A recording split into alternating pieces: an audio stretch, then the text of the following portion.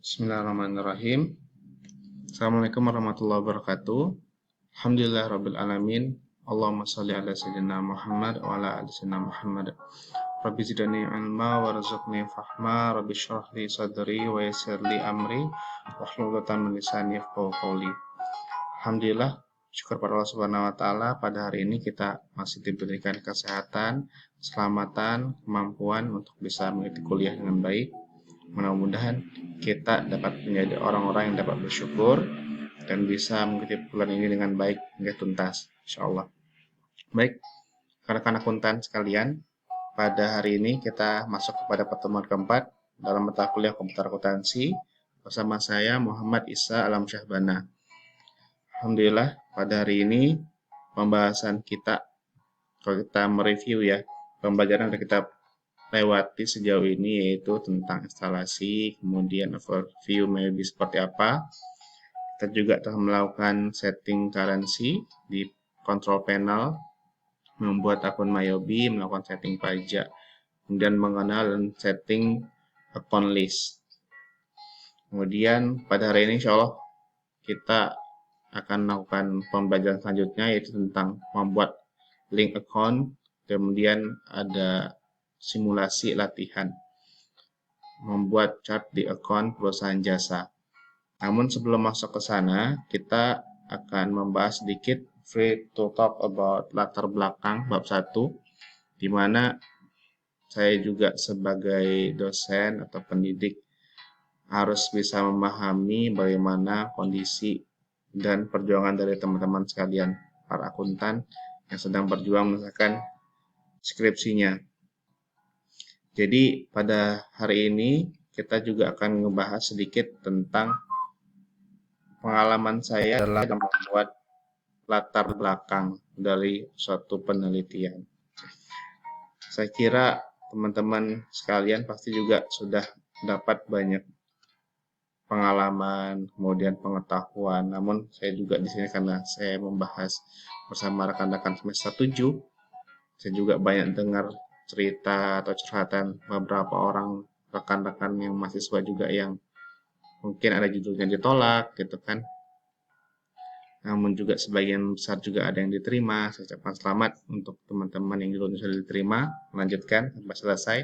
Namun saya juga doakan yang terbaik lah untuk teman-teman yang masih dalam proses tahap perjuangan untuk meyakinkan pihak kampus kita untuk memberikan ACC atas judul yang kita buat seperti itu.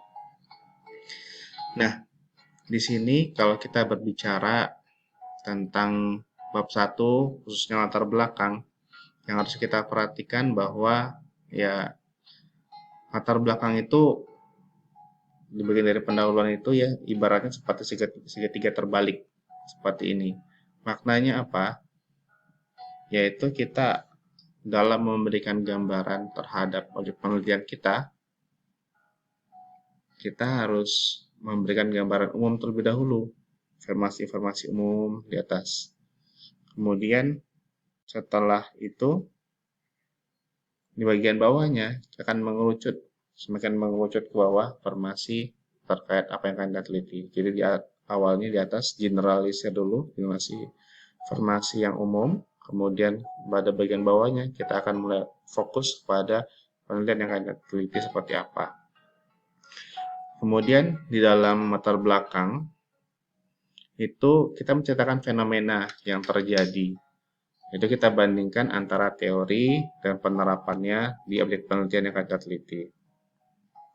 Fenomena ini terkadang di dalam suatu penelitian kita seakan-akan membuat masalah gitu. Jadi terkadang ini yang harus diperhatikan oleh kita sebagai peneliti bahwa hal yang kita lakukan ini adalah kita bukan membuat masalah, namun kita memang melihat suatu fenomena, suatu hal yang mungkin menurut pemahaman kita, menurut teori dan konsep yang kita baca, ini merupakan ada ketimpangan, ada hal yang berbeda. Oleh sebab itulah kita ada ketertarikan untuk melakukan penelitian di objek tersebut. Kemudian, oleh sebab itu, menurut saya menjadi penting bagi kita sebagai peneliti harus mengetahui objek yang akan kita teliti.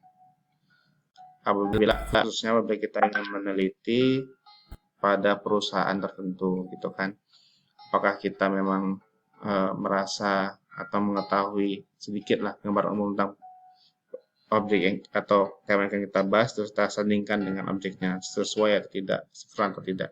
Kalau memang sudah sinkron dan kita melihat ada satu masalah, kita coba ajukan juga selain kepada pihak kampus, kita juga harus mengkomunikasikan hal tersebut kepada perusahaan. Karena perusahaan juga sejatinya pada dasarnya tidak mau permasalahan di perusahaannya diungkap oleh pihak lain atau menjadi bocor atau informasi tersebut keluar. Namun kita upayakan kita hadir untuk memberikan suatu masukan positif terhadap mereka sehingga perusahaan pun tidak keberatan kita lakukan penelitian di sana seperti itu. Kemudian fenomena yang terjadi tersebut itu berdasarkan observasi penelitian kita, penelitian awal yang kita lihat. Kita observasi di awal, apakah kita membaca dari laporan keuangannya, mungkin bagi seorang akuntan kan dari laporan keuangannya, dan kita bisa juga melihat dari publikasi, berita, media yang ada. Kita lihat kira-kira apa nih yang menjadi referensinya, yang menjadi sumber masalah di sana seperti apa. Kemudian kalau kita berbicara tentang riset gap, teman-teman sudah pernah dengar tentang riset gap belum? Riset gap itu secara sederhana yaitu adanya perbedaan pendapat antara peneliti berbagai peneliti terdahulu.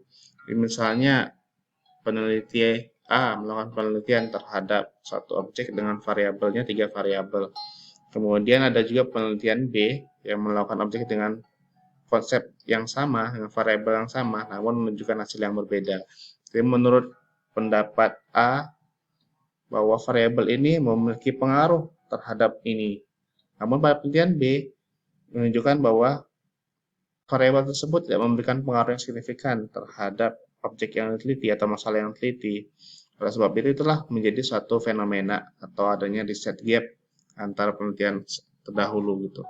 Sebab itu, kita sebagai peneliti C ingin melihat lebih lanjut dengan objek yang kita pilih, variabel yang ada, itu kira-kira hasilnya seperti apa? Apakah akan nanti setuju pada peneliti A bahwa objek yang kita atau penelitian ini ternyata setuju atau berpengaruh, ataukah malah hasil yang kita lakukan nanti seperti penelitian B yang menunjukkan bahwa hasilnya tidak memiliki pengaruh yang signifikan.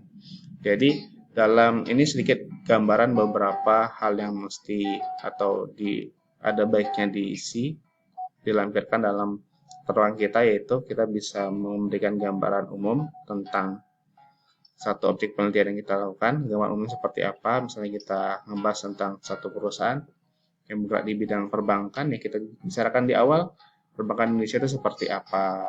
Kemudian setelah kita bicara tentang perbankan Indonesia itu seperti apa secara umum, secara jelas, baru nanti perlahan kita masuk ke objek penelitian kita, ke variabel-variabel kita. Apa saja sih variabel yang terdapat dalam perbankan tersebut yang ingin kita bahas, seperti itu. Apa kita mau ngebahas tentang perbankan syariah atau konvensional, dan seterusnya. Kemudian bagian terakhir, ada beberapa masalah yang sering muncul di dalam pengajuan judul penelitian, misalnya masalah yang tidak relevan. Sebenarnya gini, masalah yang tidak relevan itu lebih kepada preferensi kampus, di mana kampus sudah sekian tahun berdiri menyelenggarakan penelitian yang dilakukan oleh mahasiswa beserta dosen. Jadi kan kita sebagai kampus itu atau lembaga pendidikan melihat bahwa dunia pendidikan itu terus berkembang, penelitian terus berkembang. Jadi sometimes ketika kita mengajukan penelitian dengan model penelitian yang sama seperti sesuatu yang udah terlalu banyak diteliti oleh kampus kita, terkadang itu membuat kampus kita tuh merasa kita cobalah membuka paradigma baru, membuat penelitian baru, sehingga penelitian tersebut diarahkan kepada mahasiswa untuk cobalah kamu teliti tentang ini gitu, dengan referensi yang baru, metodologi yang baru gitu. Jadi kita lebih ke preferensi kampus, dan juga kita sebagai mahasiswa ya harus bisa menyesuaikan dengan perkembangan itu. Jangan jadikan itu sebagai satu masalah, tapi kita cobalah untuk belajar mengembangkan diri kita bersama dosen pembimbing kita sehingga kita bisa meneliti dengan lebih bagus, lebih baik. Kemudian masalah penelitian itu sebenarnya yang ideal yaitu ketika kita melihat ada satu masalah nih ingin kita teliti, sebenarnya lebih bagus penelitian itu atau hasilnya itu baru kita ketahui setelah kita teliti. Jadi yang sampai misalnya kita melihat ada satu fenomena nih, fenomena ini belum kita teliti, kita udah tahu masalahnya apa, solusinya apa. Kalau seperti itu berarti bukan suatu penelitian ilmiah. Jadi penelitian ilmiah itu benar-benar yang idealnya baru kita ketahui setelah kita lakukan penelitian seperti itu. Kemudian terkadang saya melihat juga pengalaman saya ada juga judul-judul tuh yang ditolak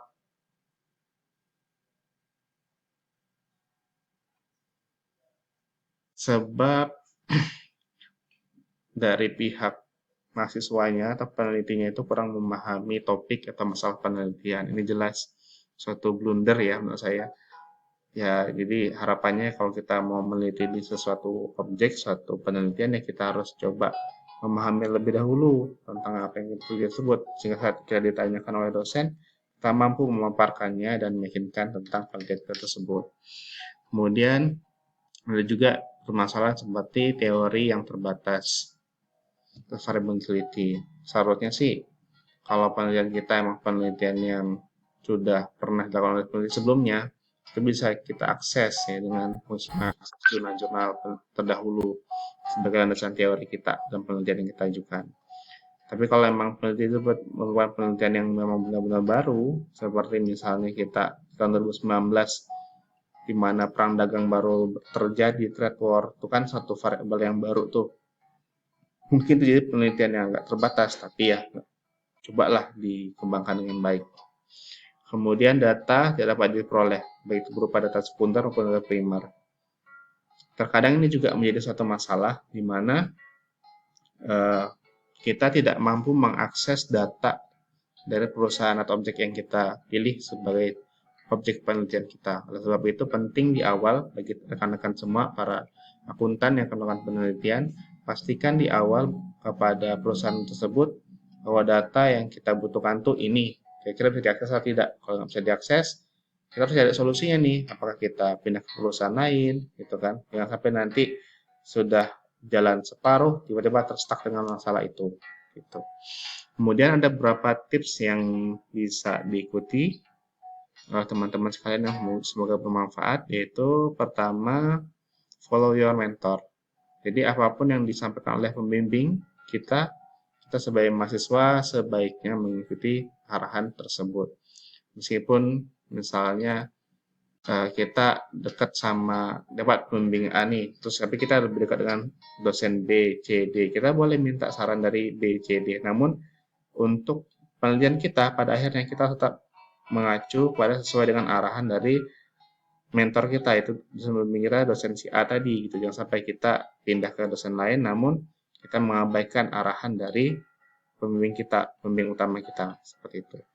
Yang kedua, kembangkan variabel penelitian. Jadi misalnya di penelitian terdahulu ada sekitar 3 atau 4 variabel ya. Untuk kita penelitian berikutnya kita kembangkan jadi 5, 6 atau 7 variabel seperti itu. Kemudian kita harus bisa melihat perbedaan utama nih penelitian kita dengan penelitian terdahulu itu seperti apa. Jangan sampai nanti ketika ditanya, jadi apa perbedaan utama antara penelitian kita dengan penelitian sebelumnya? Harus ada jawabannya seperti itu. Dan yang paling penting, kunci utama bagi kita dalam penelitian yaitu harus perbanyak literasi, yaitu membaca jurnal. Mungkin itu sedikit sharing saya. Saya berharap teman-teman semua bisa tetap semangat dalam melakukan penelitian.